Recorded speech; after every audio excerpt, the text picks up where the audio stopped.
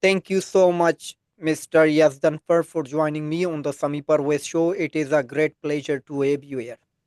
Thank you very much. Pleasure to meet you too. Thank you, sir. As you are the president and the founder, or I would say leader of the party, which is called Canadians Choice Party. Could Yes, you please tell the audience what this party is all about? the party is direct democracy party, and unlike other parties, other mainstream parties, I mean three mainstream or four mainstream parties, we don't dictate policy. We have four pillars. One of them is fiscal responsibility and respect for the taxpayers, individual freedom and the right to free speech, sovereignty and protection of common law rights, and transparency and accountability in government. These are the main core of the party. Anyone who runs for our party, we don't dictate what to say, what not to say. We believe the responsibility is the relationship between any candidate in any riding is between him or her and his or her constituency. So we don't dictate anything. Mainly the party is designed as a consortium for the independent minded. It is based on the old style Westminster parliamentary system. That means every riding sent their own candidate, their own representative to the Queen's Park, Mhm. and in this case, or federally to Parliament, and those representatives are representing the majority voice of the ridings. Unfortunately, for the last 4 or 5 decades, um, all of the mainstream parties have took over. They have taken over the governments, and generally, when it comes to the election, they just tell you what they will do, Mhm. and like a pick and choose is like going you go to the fast food restaurant, let's say McDonald's or Burger King, and Yep. they have combo one, combo two, combo three. They don't give you much of options. They said either you are this way or that way or this way. When you vote, you're just really voting for whatever is being served to you rather than you choose what you want to eat. Mhm. So the base of the party is based on total democracy and total freedom for the both voters, constituents, and their representative or the candidates. And that is why it doesn't have much of a popularity right now, because it's not being advertised. We don't have the resources to advertise. We are not hoping to get elected. We just want to open the dialogue and encourage those non-voters to vote. Mhm. Yeah, non-voters. You made a solid point. Non-voter. It means we always see like the a majority of Canadians or Ontarians or any other parts of the nation, so they Yes. don't vote. Like they always stay Well, at well, home. yes, I can give you a couple of numbers. For instance, in 2022, Ontario general election, only 43% of the registered voters cast their votes. And uh, and out of that 43%, the conservatives formed the majority government. The problem is that 43% is not representative of the 100% registered voters in Ontario, which is about 11 million voters. So that means, in fact, the majority government is formed only by 14% of the eligible voters in Ontario. So Mhm. 80, and even if you get all of the members of the Queen's Park, Mhm. all three parties, four parties together, they got only 20% of the registered voters. Mhm. So, in fact, 80% of the Ontarians are paying tax and no representation. Yep. So what should be done? As you said, like your party is trying to like make dialogues, like to make discussions and yeah, encourage the voters to get out and vote. So what well, should be done to encourage the people or Canadians or Ontarians to get out and vote on election day, no matter which election is it? well, first of all, it is one of your it is kind of the task of Hercules at this time, because for the last 50 years, those voters, I'm talking about that 40, 50, or even 60%, if it is in a good election year, Mm-hmm. if they vote, mostly are the supporters of the three mainstream parties. So really, it's very difficult to tap into 40% of the non-voters. And the reason for that are number of things. One of the things that happened in early 1970s in Canada was to adding the name of the party to the ballot. Before 1971, 72, I think it was 72 they added. People used to go to the polling station and use the name, see the name of the candidates, not the name of the parties. So a voter should have been informed who they are voting for as a Mm-hmm. person. Yep. But after they add these partisan, party names to the ballots, then gradually it become like a partisan kind of the voting. So, for instance, if a constituent one goes to the ballot box, doesn't have to know who the representative is. They are Yep. looking for NDP or conservative or liberal or whatever. Mm-hmm. And that is one factor. Another thing is elections Ontario and in larger scale elections Canada in the country. Oh, sorry. Unfortunately, the way they are set up, they are preaching that they are impartial bodies. But over last, let's say, uh, almost 18, 17 years that I am directly involved with the politics federally and provincially, I have noticed that is just the appearance. All of the policies that has been set by Elections Ontario or Elections Canada in larger scale Mm-hmm.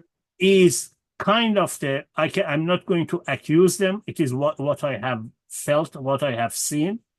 It is my opinion and opinion of the many others as well, that all of the policies is to disenfranchise independent candidates and small parties. So a voter really doesn't know anything about the other parties or independent candidates. Mm-hmm. For instance, if you go to a supermarket and let's say you want to buy a box of cereal, you go to aisle of cereal and you see 20, 30 boxes display. And in that display, you choose which one you want, with what ingredients or whatever.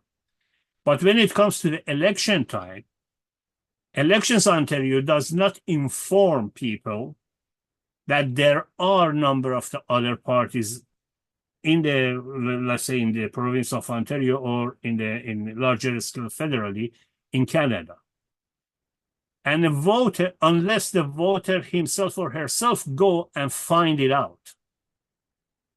So, Eh, just to ask you, like as you said, like Ontario does not inform, like to voter. So, Elections Ontario. yeah, election Ontario. So they send like they should display all the candidates' name and maybe send a No, they paper don't. to No, they don't the. have to do that.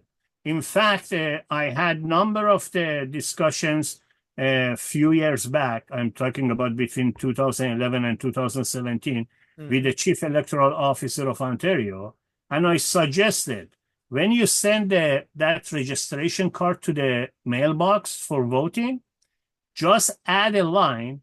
There are 25 political parties and number of independents are available to choose from. Mhm. I didn't ask them to put the name of the party because they cannot do it under the law, but they can inform people that there, for instance, in Ontario, we have 25 registered political parties. Mm-hmm. And I bet you, in your neighborhood or in your place that you work or in the place that you study, tomorrow morning or the next day that you are there, choose 10 people and ask them how many parties are in Ontario. Maybe they give you four, Mm-hmm. and maybe they give you one or two that they have had some sort of the encounter. Yep. So it is like come back to that cereal box in the supermarket.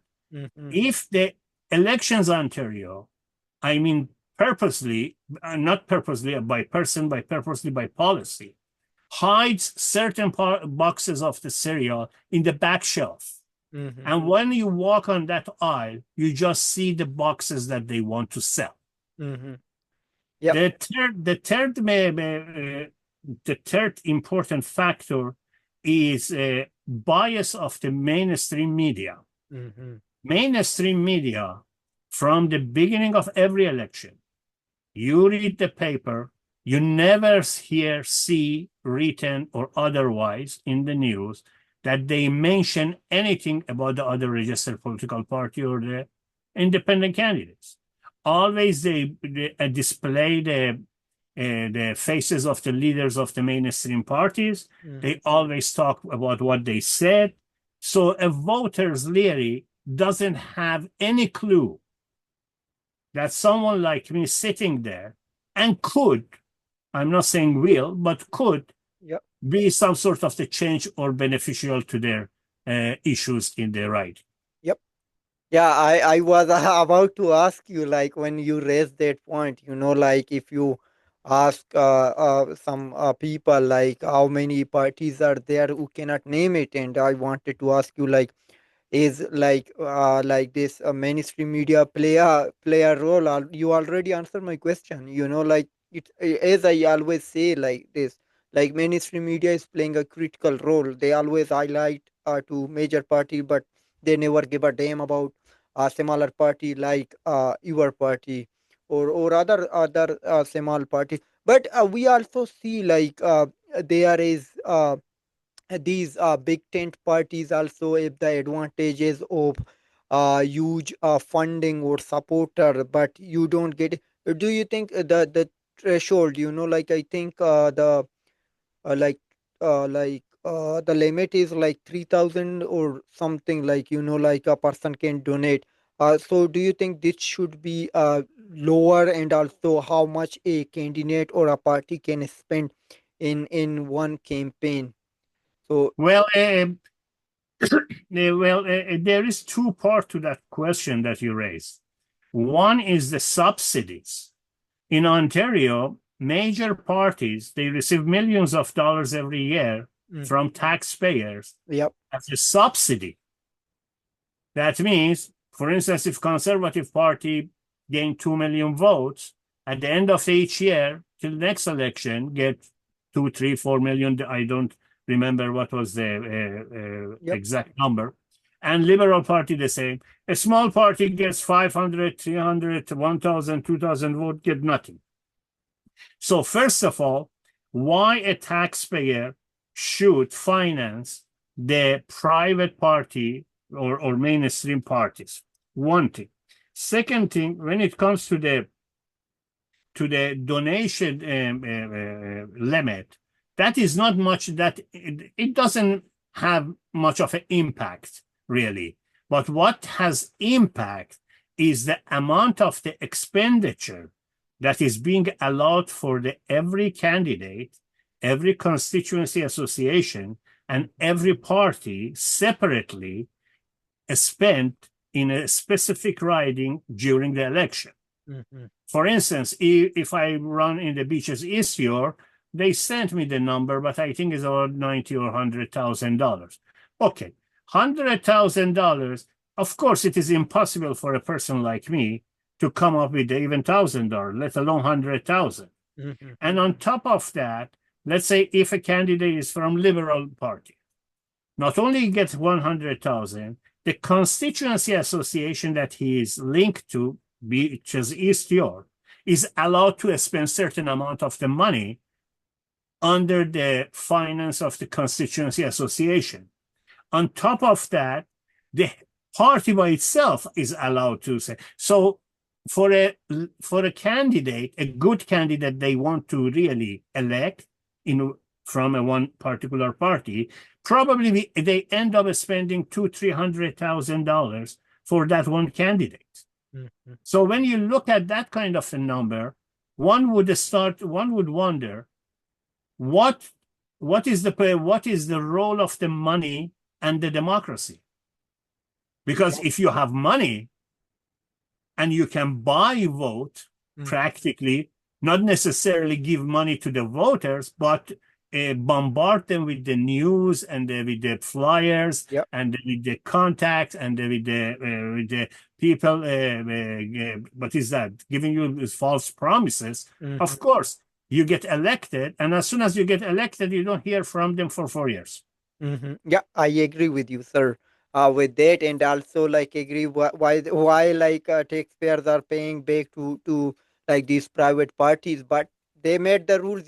Like they when they get elected, they make rules for themselves, and despite they should be like it mean they should be in not contempt of parliament. It means there is another term which is called they should rescue themselves whenever they are making rules, whenever they are involved. They Well, well, well. In my opinion, elections in Ontario and elections in Canada in generally, and any other election in any election body in any province. As I said at the beginning of this discussion, in spite of the fact that they are professing that they are impartial, Mhm. I believe they are contrary to their profits, they are very well in bed with the mainstream parties. And that is why these rules and regulations are completely silence any other voice but the mainstream parties. Mhm. And not only that, they have jurisdiction to do, for instance, for the all candidates debate, let's say, in the local area or otherwise. They don't interfere. So when you are a candidate and you are being invited to a local candidate debate, usually they invite only 4 or 5, for Yep. instance. Mhm. Not all, sometimes they do very seldom, some of them, but not too often. Mhm. And not only that, for instance, there is a certain laws under Elections Act and Ontario Elections Act as well that the airtime in the media should be either purchased or being equally distributed. But they put it on the gray area and they call it as a independent news agencies, and they put it, let's say, under the news. Mhm. And in the news, they practically, by showing the picture of the leaders of the three mainstream party, they practically advertise for them. And Mhm. Elections Ontario or Elections Canada do nothing about it. Mhm. And they say it is out of our jurisdiction because it is belong to the CRTC, and CRTC say it is a private company, and they choose what is the news and who Mhm. they want to invite. Yep. Okay. Okay. So there was lots of talk with respect to Ontario rules, Ontario election rules, and this. Let's move to another topic. So let's talk about labor laws, and like there has been lots of a wage theft ongoing, like also labor or labor violation, like such as there are companies like which are mostly highlighted simplify supply chain solution, Dutchess fresh food market, like it means they've been found guilty by Ministry of Labor, but despite that these companies are running, like many workers did not get their pay, but it seems like Ontario has rules like in the books, but they are not being enforced practically. So what would you say, or what would you do, like if you get elected, to make sure that the rules should not be only on the in the books, but they also should be practically used or The, enforced? The issue you just described is not just labor issue. Mm. It is widespread to every industry that you go through. Yep. And I had a few years back, I had a internet show that I invited some of these elected MPs and MPPs and the councillors of the city to my show. And in one of those, I think it was in 2016, one of the MPs, who was, by the way, conservative at that time, and before the conservative government Government. Yep. take over, because they took over in 2018. And he very specifically, you can find that interview on the still on YouTube or on my old channel, still there. He himself, as a member of the provincial parliament, MPP, indicated his dissatisfaction about the number of the rules and regulation that control the small, medium-sized, and even large businesses. At that time, he indicated more than 365,000 rules and regulations. Why I am saying that in response to your question. When you have close to 400,000 rules and regulation that is being over years and years is being written in the Books. legislation and on the law books, then you would wonder who does know all of them or large portion of them, let alone who wants to police and implement these laws. For instance, if you go, let's say, in a farm that brings temporary workers from outside, minimum wage workers, students from local resources, and then they go and put in work under harsh condition without proper pay or proper rest. You have to wait for one or two or three raise their voice first, then they find their way to the proper channel to file their complaint. And then that proper channel go to the slow-moving process of the government. And by the time out of, let's say, 100 complaints, two of them take attention of a couple of people in the government, it is a little bit too late. And those a couple of cases that you see people employers get fined or something like that, that is just dressing for the appearance. Mm-hmm. In reality, none of this happens. Canada has about close to 500,000 temporary workers every year from outside. Yep. And they are not PR or they are not Canadian citizen or so. So if you have 500,000 people living and working for the employers, and some of them very shady employers, then you would wonder what's happened, what is their daily lives, and since they are temporary, they don't know the rules and law, they don't see any right for them, none of those complaints get anywhere. Mm-hmm. One of the problems with the legal system, jurisdiction system in Canada as a whole and in Ontario is the court system. Even if you choose to, let's say, file a complaint against an employer, you have to do the legwork, you have to cough up the money for the lawyers, and you have to go after them. Now, an individual who makes, let's say, see this individual is very good, a well-paid employee, and let's make 60, 70 grand a year. After taxes, it becomes 40, 45 if he's lucky. And with the $45,000, how can you afford $500, $700 an hour lawyer to file a civil lawsuit against the employer? And the civil, your employer usually have allocated lawyers on his retainer. So it takes you 4 or 5 years, your life, if you get anywhere. Mm-hmm. And most of the time you lose. And when you lose, what will happen to you, you think? You will be asked by the court to pay the legal fee of the employer. Mm-hmm. So that is why what you are asking is in idea is very good idea to control it, but in reality it has been so bad. To correct it, it really needs some sort of the complete overhaul of the system, employment system. Mm-hmm. It mean they made it themselves, like it mean it should be like this, like whatever, like this Doug Ford say he is not a politician but a businessman. So when you are a businessman, you will protect your business then those employers, or employ Of course, those of course, workers, like you of course. priority. So this I, is. I mean the case in point, just recent election in the United States.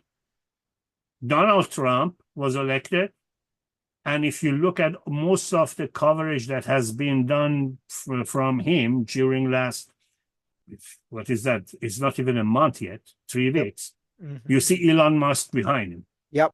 So when you look at the politics, as I said earlier about the campaign limit and the role of the money in elections, then you realize people like Gerald Dockford or Bonnie Crombie or what is her name? Stressor.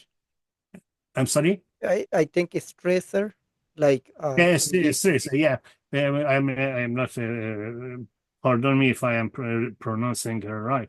All of these people are in the back pocket of the certain businesses. The Hmm. only fight they are really doing with each other is which business is Yep. supporting them. Hmm. For instance, if Doug Ford is in the pocket of the developers, let's say, or Yep. the road builders, Hmm. then he is fighting for the rules and the laws and the policies that build roads.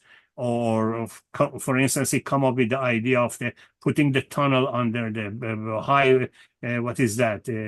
Highways. Or one. Okay, but who really benefit if such a thing comes to the fruition?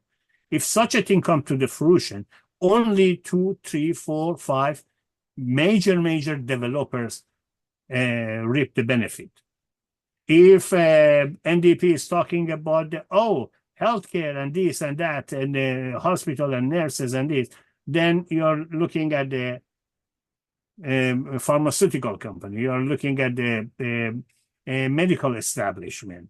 If the liberals come and say, "Oh yeah, we are doing this and we are building the homeless and this and that," then you see that they are pushing for the unions and the labor forces. Yep. So all these three people, I'm just using that as an example. I'm not suggesting that specifically those industries, Yep. but all these three leaders really what they do during the campaign, they are doing the sales presentation for their prospective bosses. And that by bosses, I am not talking about voters. I'm talking about those who they are working for to get benefit of their election. Yeah, you made a great point. I appreciate it, and I agree with that one. Okay, so let's talk about immigration, and Yes. there is housing crisis, and also a strain on the healthcare system, and also we also see like public safety concern and the crime rise. So should we blame all these one on immigration? And do you believe there should be a cap on immigration? What we are seeing right now, it means which is out of control, since Trudeau took office, open the door for everyone to get in Canada. Well, but you and myself both are immigrants, of course. Yeah. I don't have anything against immigration by itself. Mm-hmm. However, Yep. I have a serious problem with the immigration, the way it has been conducted in Mm-hmm. the last 10 or 12 years. Yep. And for instance, up until let's say 2014, 2015, Canada had I think it was about 250,000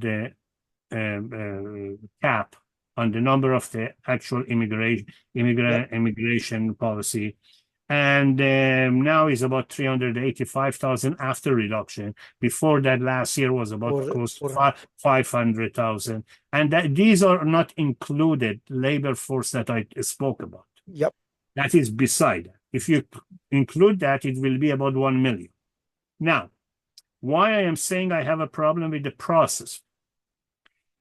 Going back 39 years ago, 40 years ago, when I applied to become an immigrant in Canada, I applied it in a country outside of Canada.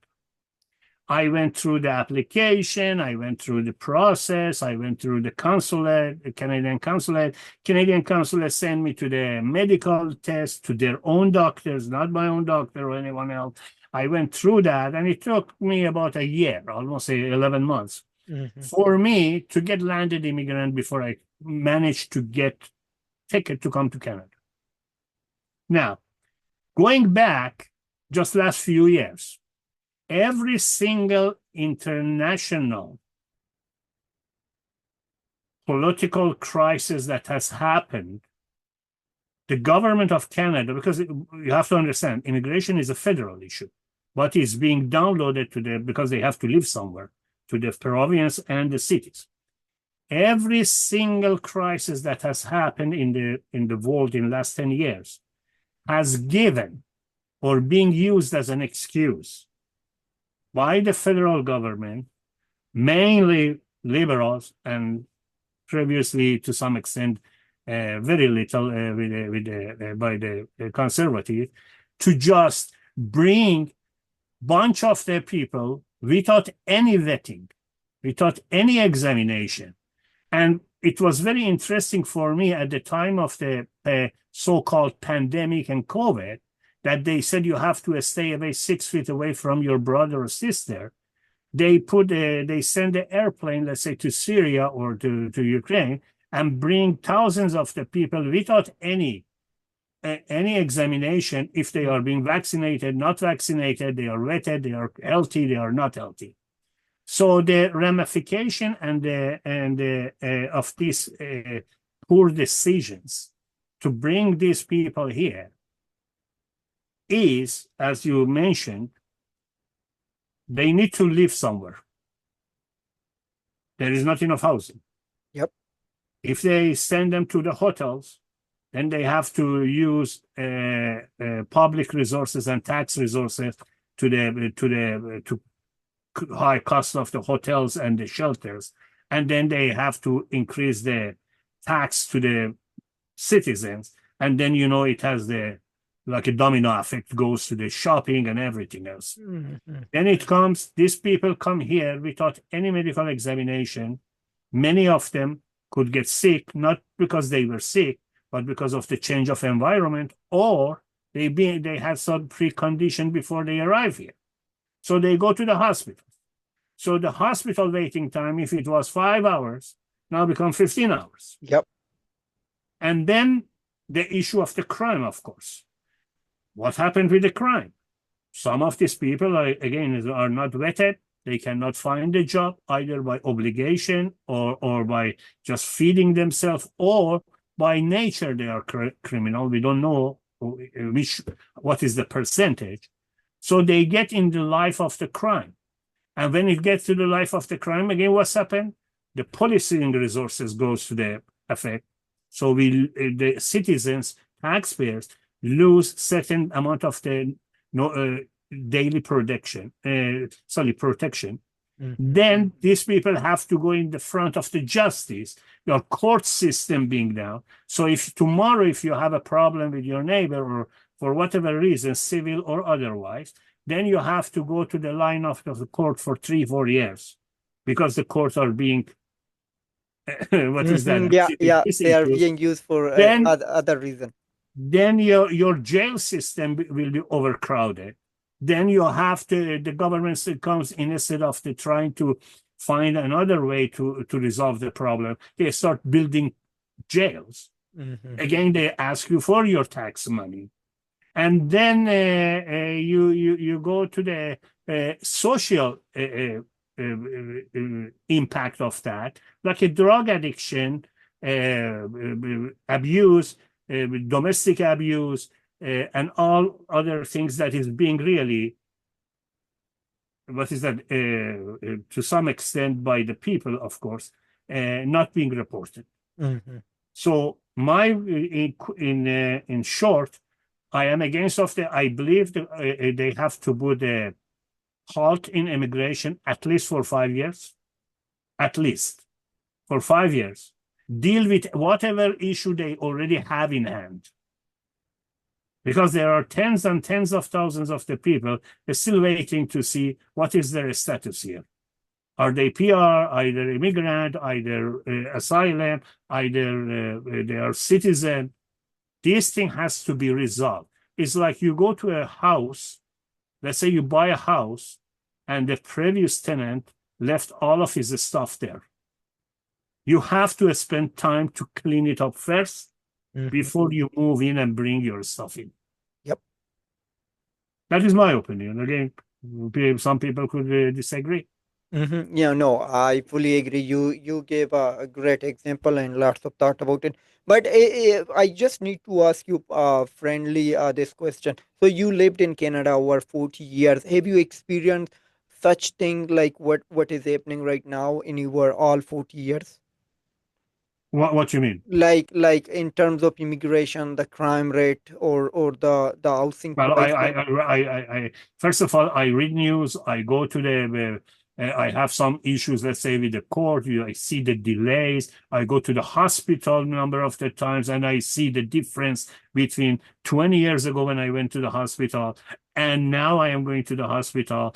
I see the difference. I have seen the difference very vividly to the extent that in fact, when I talk to my friends sometimes, I said, I vividly remember, let's say, when I was here, when I came first here, let's say after 4 or 5 years, I was going and doing this with no concern. Now I have to think again before doing anything. For instance, let's say health issue that is affects every one of us. Uh, when I was here, I was a very young man, 27, 28 years old. Now I am 66. At that time, when I got sick, or which, although I didn't really need it much, once in a while, go to the hospital, it used to take me about a couple of hours going and doing the paperwork, and the nurse say, wait, and the doctor comes and see you and go. Mm-hmm. Now, for the last 5 years, in spite of the heart surgery that I had 7 years ago, whenever I get sick, I try not to go to hospital, Mm-hmm. because I believe at the age of 66, if I am going to the hospital, because last time I was in a hospital about 4 or 5 years ago in Toronto Eastern, like they call it Michael Garron Hospital, I went there at 5 in the afternoon. I was checked by a doctor for 2 minutes or 3 minutes after 12:30. Wow. So it was 7.5 hours waiting. Now, in the 7.5 hours waiting is not just the waiting. As a vulnerable person, you inhale whatever other people brought in the hospital during that time. So you probably go with one issue, come back with a different issue. Issue. Yeah. So the waiting in the hospital is not as much about the time rather than the health by itself. Mm-hmm. Because if you are sick, let's say for your stomach, you have a stomach problem, you go to the hospital, let's say General Hospital, and you wait there for 20 hours sitting in the waiting room. And then beside you is someone with the COVID, or someone with the flu, or someone with the other venereal diseases, and they're coughing, or they're moving, or they're breathing. You get that as well. Mm-hmm. So they may help you with your stomach, but when you come home 2, 3 days later, you get another disease. Mm-hmm. Yeah, yeah. You are right about that. Okay. I think we talked about a lot, but I need to ask you like about your Canadian choice party. I believe like Canadians choice party. So do you have any platform for this election? That is why I said at the beginning, the party, first of all, party does not provide platform. Mm-hmm, The base of the party is you elect, let's say in a impossible world, some sort of the miracle happens, and we have 124 candidates, which we don't, and in any election, and let's say it get to the point of the more miracle that we form government. The constitution of the party is written very clearly on our website that says at the time of the forming government, if happens, then all of these representatives that were elected bring the issues of their constituencies to the table, and by vote of the people who were elected, they choose what platform has the priority. Let's say if the party got 80 members, and this 80 member come, and out of this 80, they decided 70 decided healthcare is the first issue, then the government has to focus on that first. Right now, they give you all of these numbers, promises. Oh, we do this, we do that. They're picking and choosing and giving to you, and they never really doing it. I mean, historically, most of the promises that they have been given were broken. mm-hmm, So it is just they just giving you in Farsi. We have an expression. We say they show the gateway to a green garden. They show you something that you want to have. You go and you cast your vote, mm-hmm, and 1 month later, you don't, as I said, you don't hear from your member. So that is why our party was not designed to have a platform.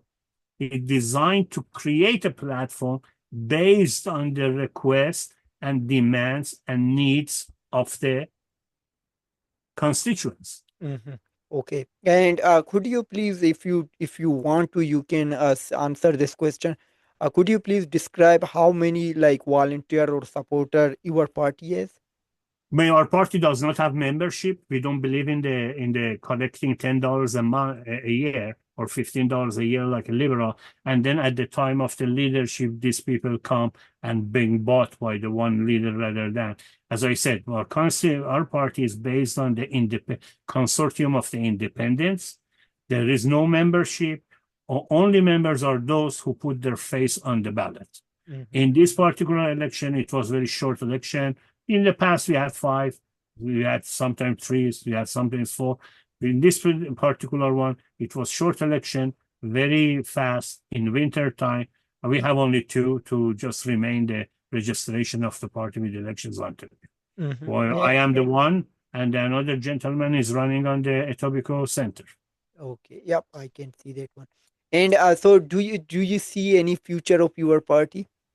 No, as I said, our party is not delusional to think that the one day they become a government or even elect anyone. And by the way, historically, if you go to the last 50 years of the Canadian political history, federally or provincially, anywhere, uh, then that I believe there is almost no one have been elected from a small party or as an independent, unless they had some sort of the previous affiliation with one of the 3 mainstream party. So the idea of any party or any independent candidate think that there is a chance for them to win, that is a little bit delusional. I am very well aware of that.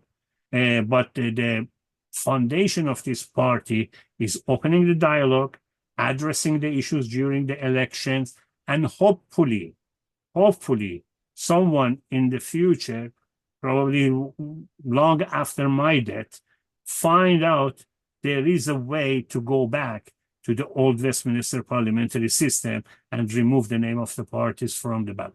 Mhm. Okay, and so are you optimistic like there would be a change in the upcoming time? that a Oh, smaller party candidate or independent candidate without any affiliation to any political parties or any MP or elected officials from the previous one to get elected with your well, experience. first of all, the life without hope really means that Mhm. the only the and if there was no hope, I wouldn't spend that much time to put everything together and Mhm. hold it for that last 14 years. The hope is always there. But there is something in philosophy is we have to understand beside having hope, we have to understand the difference between the inside reality and outside perception, and outside reality and inside perception. We should not get lost in just hope alone, but hope is a light that makes you do things that you normally don't do. Mhm. It reminds me when you talk about hope, you remind me a movie that I saw about 20 some odd years ago. It's a famous movie, Shawshank Redemption. I don't know if you have seen it or not. No. It was a story of some people a few people in jail, and one of them managed to escape from his jail that was supposed to be impossible. Mhm. And during that movie, uh, there was two different philosophical opinion between two inmate, that one was relying on hope and doing something about it, and another one giving up hope and didn't do anything about it. Mhm. So I am Optimistic. doing something, whether or not it produce any result, who knows? Yeah, yeah, I agree and appreciate it.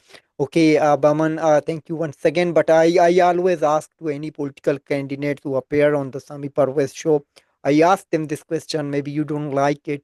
Is as you already said that maybe There is nothing, there is don't no get. question for me taboo. I am open to any discussion. There is Okay, no thank you. subject is still taboo. Mhm. So right now you are just running as a candidate and you are not an elected official.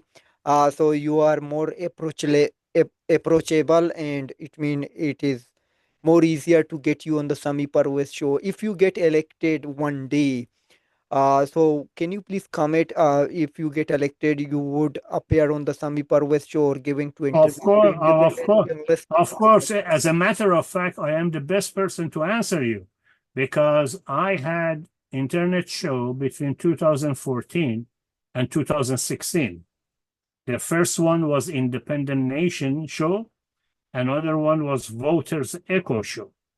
Even though I was nobody knew me. I was not part of the mainstream media.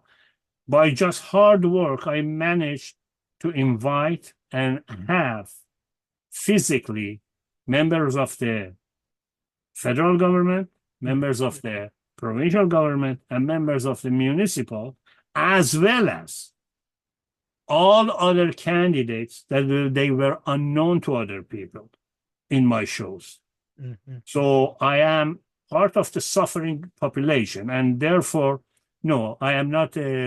I am not kind of to say that, oh, what's happened to Sammy? Put the Sammy. Sammy doesn't know anything, or he was just no. To me, every individual has certain attributes that these attributes should be explored rather than being judged. Mhm. Okay, thank you so much for your that thought. Okay, and last question, like, what's your message to Beaches East York residents? Why should they vote you, and why should they consider voting for Canadians' Choice Party? Yes, my message to them is very simple.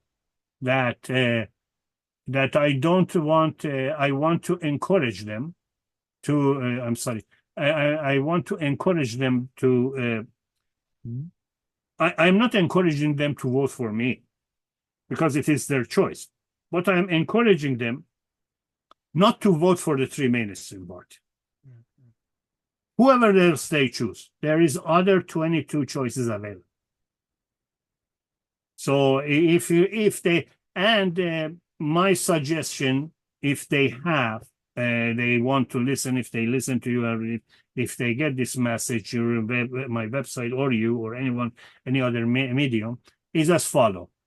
Just spend 1 hour before the night before or a couple nights before you go to cast your vote and see really who are your representatives. That is all my message. Powerful. You gave a powerful message to Ontarians. I hope they will listen it and maybe Oh, they will act it. Yeah. Oh. hopefully they will see it. First, they have to see it. Yeah, let's wait and watch and wishing you very best on your Thank election you very campaign. much. And I know like you would say that you may not win this one, but I would say that may you get elected, like looking forward to seeing you is the next MPP for Beach East York. And Yes. once again, sir, thank you so much for Thank joining you me on for the your Sami time. Parvez show. My Thank you pleasure. for thank you Yeah, for your and invitation. yeah, my usually like my request like to major parties or major party candidates such as liberal, green, conservative or progressive conservative and NDP always get declined. But like I know people the like feeling. you. I know the feeling. I know the feeling. And don't feel the. By the way, don't be discouraged then actually it gives you the evidence Hmm. that the major parties leaders or the candidates, they don't accept your invitation for two main reasons. One, they are not allowed to think for themselves, and second, you don't represent profit to them. Hmm. So Yeah. that should be an evidence that you are doing something right, and they want to avoid you. Hmm.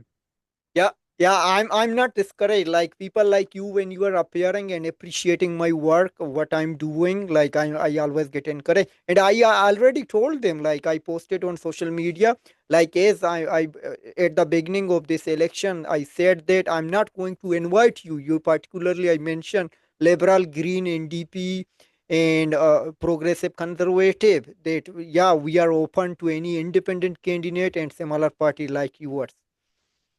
Well, I hope you broadcast what we have discussed tonight Hmm. and put it in all of your social media, Twitter or X or whatever it is now, Yeah. and let them see that, because I have been very open and very outspoken over the last 15, 16 years, or 17 years rather. And if you look at my website, I never backed down, and I exactly said, to me, three mainstream parties are mainly three gangster team to me. And unfortunately, as I mentioned in the past, many, many years ago, they are like three horses that is attached to a same carriage. Hmm. Although they have different color, but the driver of those carriage is the same people. Wow. Wow. You said a big thing, and I must agree with you what you said. And once again, thank you so much. And Oh, hopefully, looking forward to having you again on the Sami Parvez show, for more discussion after the election. maybe after election. Yeah, after election. Yeah, definitely. Okay. Okay, yeah, sir. Thank And you very much. my pleasure. And it will be published like tomorrow, at 3 p.m. Eastern time. You will have That's it. fine. Just send me the link Yeah, wherever sure. you publish it, so I Mhm. have the link. If you have a copy of that, you can send it to me as well. A copy of the video that we have. Yeah, if you want to, like, you can download it from YouTube, which I will publish. If you cannot get that one, if you need the original one, maybe I can send that one to you, I like equally. appreciate that. I Yeah, appreciate that. yeah, thank you. You have a nice evening. You as well. Thank you and take care. Thank you.